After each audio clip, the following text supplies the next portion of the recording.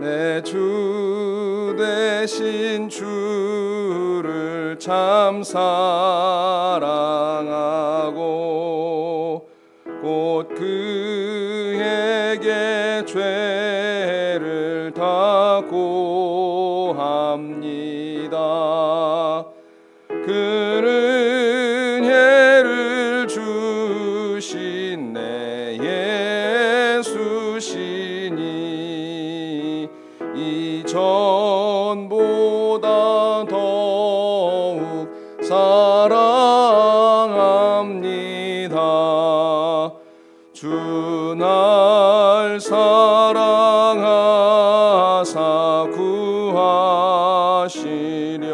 구하시려고 저 십자가 고난 당하셨도다.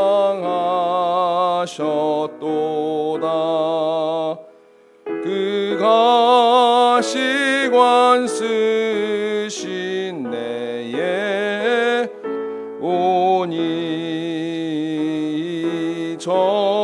전보다 더욱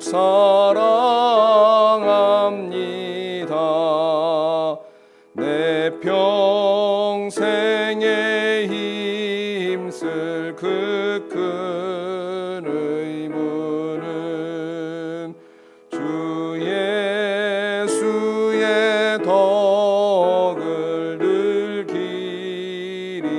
기림이라. 숨질 때에라도 내 할 말씀은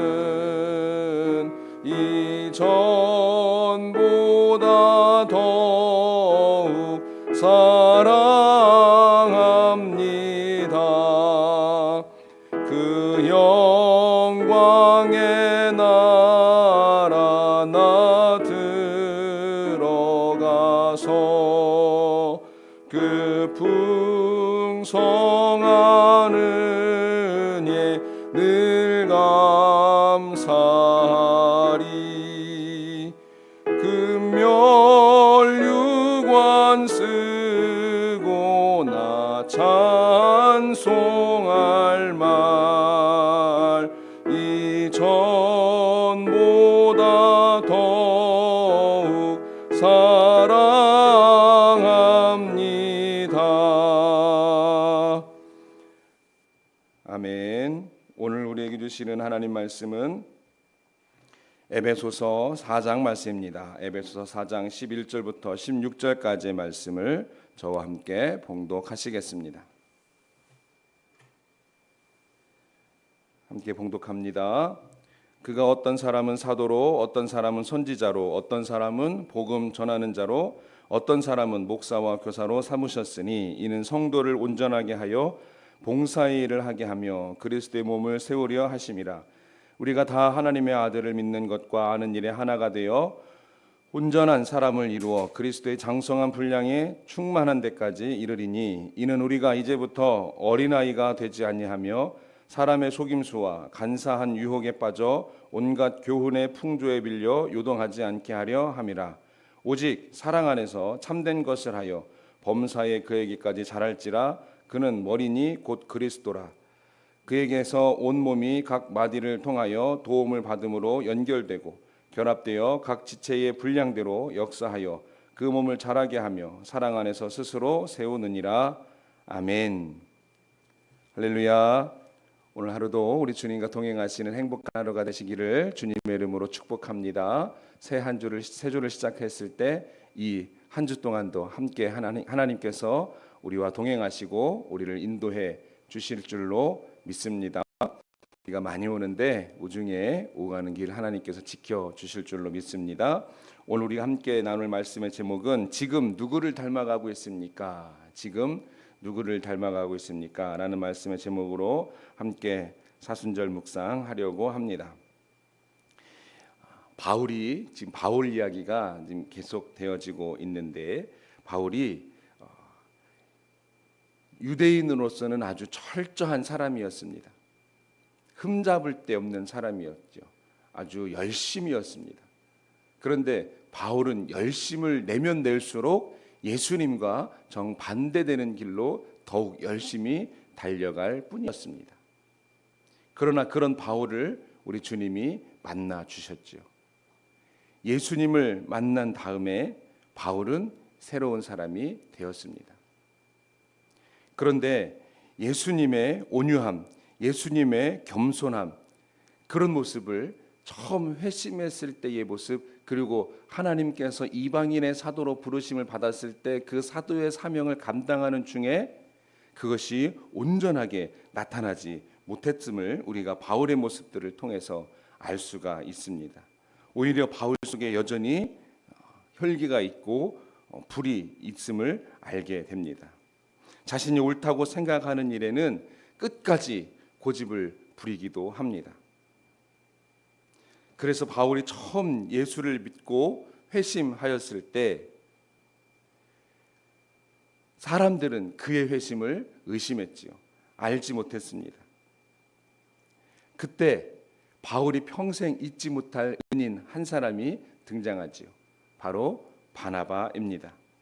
바나바는 모두가 바울을 의심할 때 바울을 믿으며 사역의 현장으로, 사명의 현장으로 이끌어준 사람입니다. 그리고 바나바가 예루살렘 교회에서 안디옥 교회로 파송될 때 그때 동역자로 다소에 있던, 고향 다소에 있던 바울을 찾아가서 동역자로 그를 불러서 안디옥 교회에 함께 부임하게 됐지요. 이렇게 바나바는 바울에게 있어서 잊을 수 없는 은인입니다. 하나님께서 붙여주신 귀한 믿음의 동역자였던 것이지요. 하나님께서는 바나바를 통해서 바울이 하나님의 구원 역사에, 복음의 역사에 전면에 나타나도록, 드러나도록 해 주었습니다.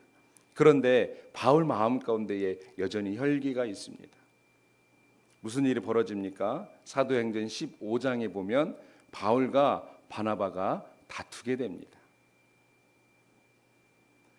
바로 두 번째 선교 여행을 가려고 하는데 첫 번째 선교 여행 때 동행했다가 중간에 도중 하차한 마가라고 하는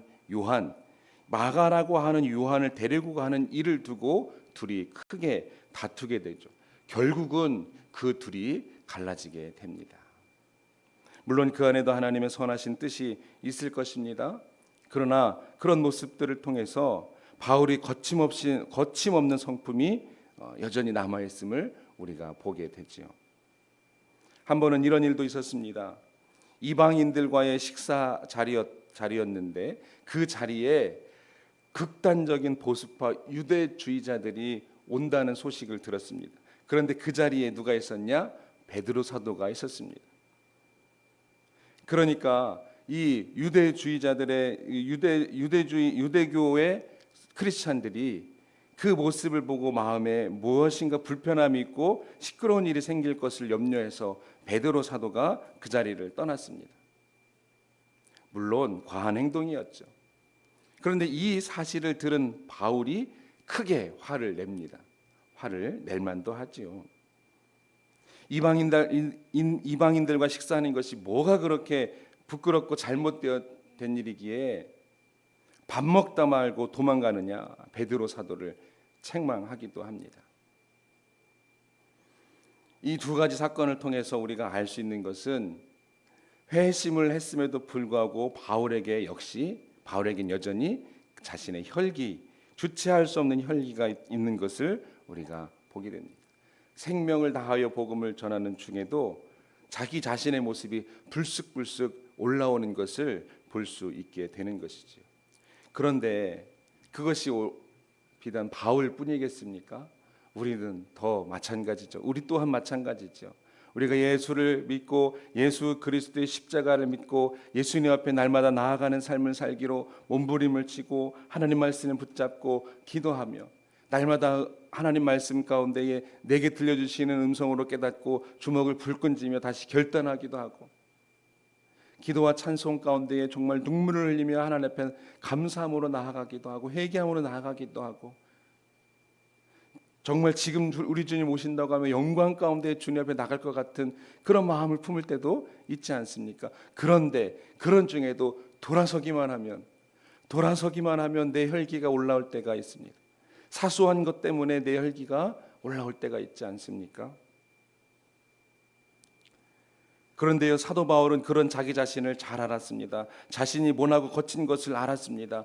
그래서 아무리 하나님께 기도해도 고쳐지지 않는 교만이라고 하는 그런 육체의 가시가 있는 것을 또 알았습니다.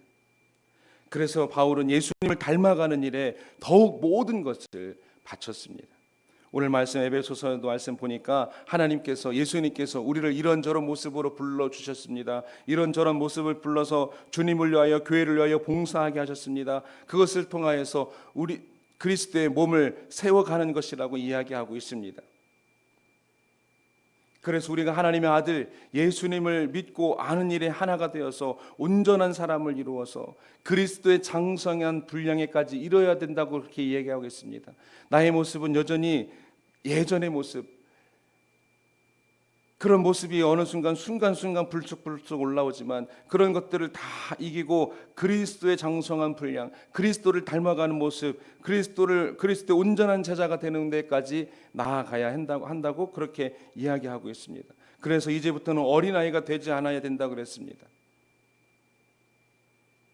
그러면서 오늘 15절 말씀에서 사도 바울이 뭐라고 얘기합니까? 오직 사랑 안에서 참된 것을 하여 그랬습니다. 범사에 그에게까지, 예수 그리스도에까지 자라야 된다, 그렇게 이야기하고 있습니다. 왜냐하면 예수님께서 우리의 머리가 되시기 때문이라고 그렇게 이야기하고 있습니다. 머리가 되시는 그리스도까지, 머리가 되시는 예수님까지 다가가도록 사랑 안에서 참된 것을 하면서 범사의 모든 일에 예수님께까지 자라가야 된다는 거예요. 모든 일에 예수님 앞에 있다는 사실을 항상 기억해야 한다는 것입니다. 그 예수님을 닮아가는데 예수님께까지 나아가는 것에 방해가 되는 것 무엇입니까? 제일 방해가 되는 게 내 자신이지요. 내 자신을 깨트려야 된다는 거예요. 내 자신에 있는 혈기, 교만, 고집, 이런 것들을 깨트려야 된다는 것입니다. 그래서 사도 바울은 고린도전서 9장 27절에서 이렇게 이야기합니다. 내가 내 몸을 쳐 복종함은 내가 남에게 전파한 후에 자신이 도리어 버림을 당할까 두려워함이로다, 이렇게 이야기하고 있습니다. 날마다 나의 그 모난 부분들을 계속 쳐 나가야 된다는 거예요.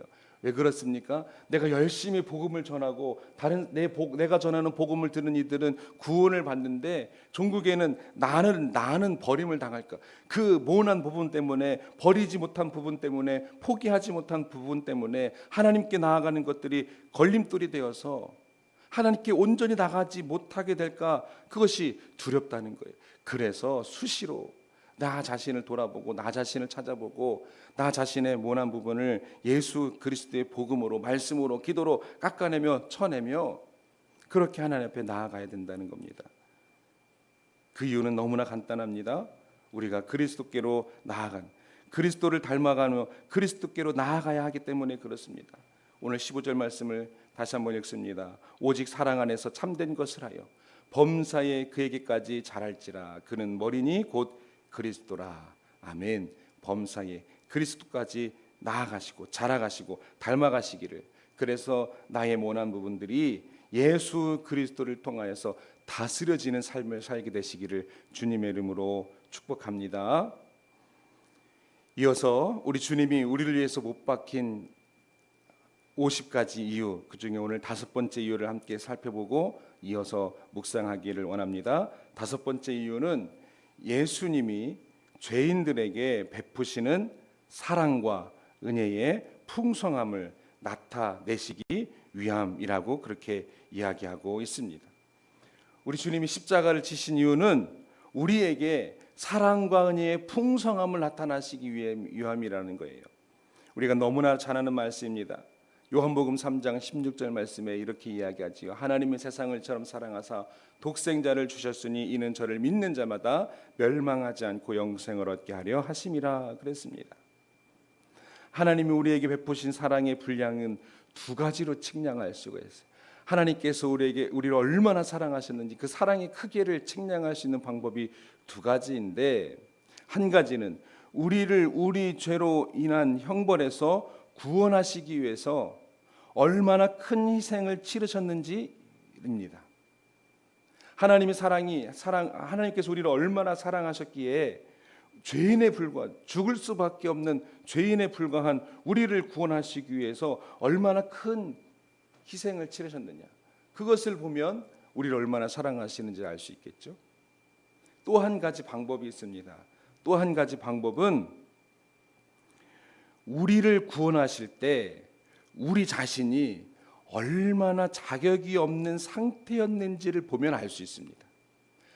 우리 자신의 모습을 알면, 야, 이런데도 하나님이 구원해 주셨다고, 사랑해 주셨다고 라고 할 수 있는 것이죠. 자, 하나님이 얼마나 큰 희생을 치르셨는가, 이 첫 번째 문제를 보면 얼마나 큰 희생을 치르셨습니까?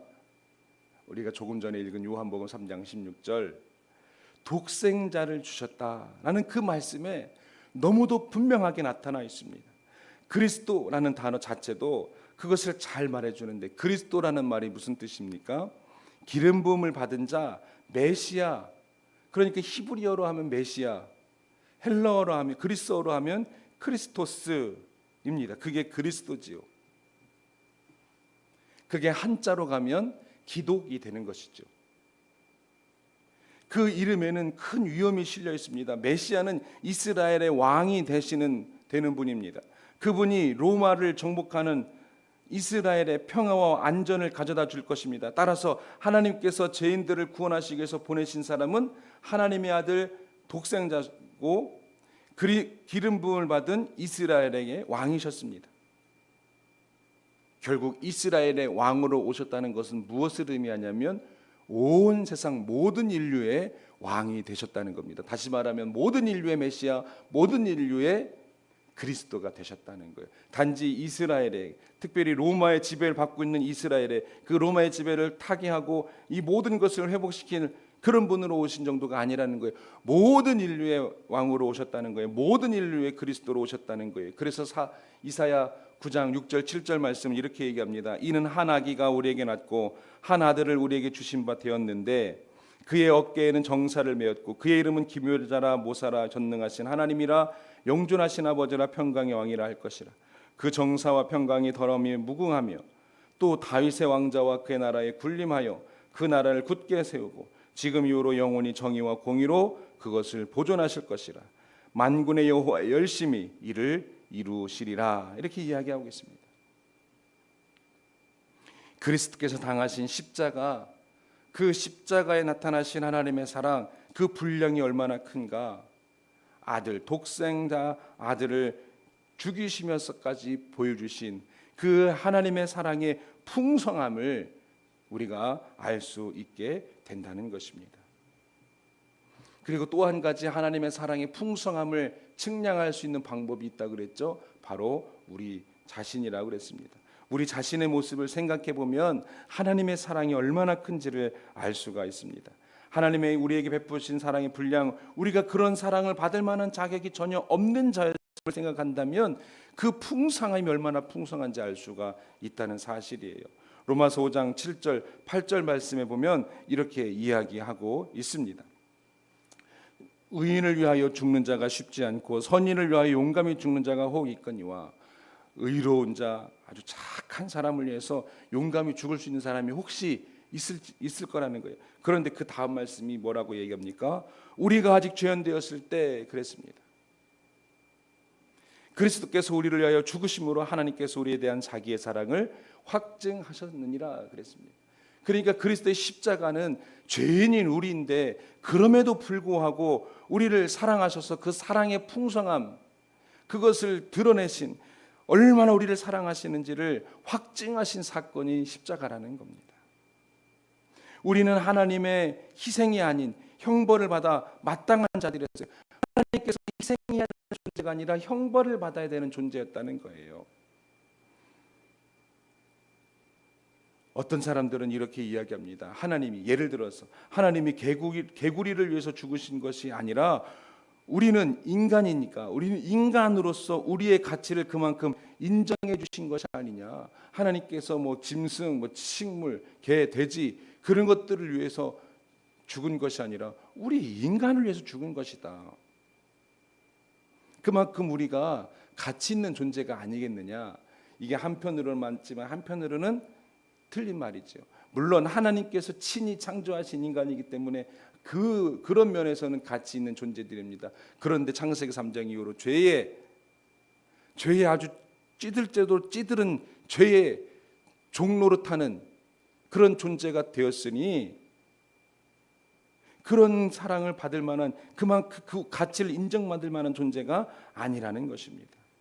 그러면 개구리를 위해서 죽으신 것도 아니고 우리를 위해서 죽으신 거니 우리가 가치가 있는 존재 아니냐라고 말하는 그 말에는 어떤 게 있냐면, 무엇인가 내게 조금이라도 공로를 내세울 것이 있지 않느냐라는 그런 태도입니다. 구원하실 만하니까 구원하셨지 이거지요. 그런데요, 우리는 개구리보다 나을 것이 없는 존재라는 것을 알아야 됩니다. 오히려 개구리만 또 못한 존재라는 것을 알아야 된다는 거예요. 왜 그렇습니까? 개구리는요, 죄를 짓지 않습니다. 하나님의 율법을 어기고 생을 아무렇게나 살아서 하나님을 거역하고 함부로 대하는 일, 개구리에게는 그런 일이 없습니다.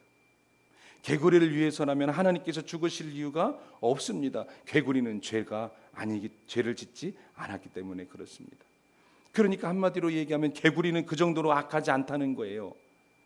하지만 우리는 하나님이 대신 죽어야 할 만큼, 하나님께서 대신 죽으셔야 할 만큼 그렇게 악한 존재라는 겁니다.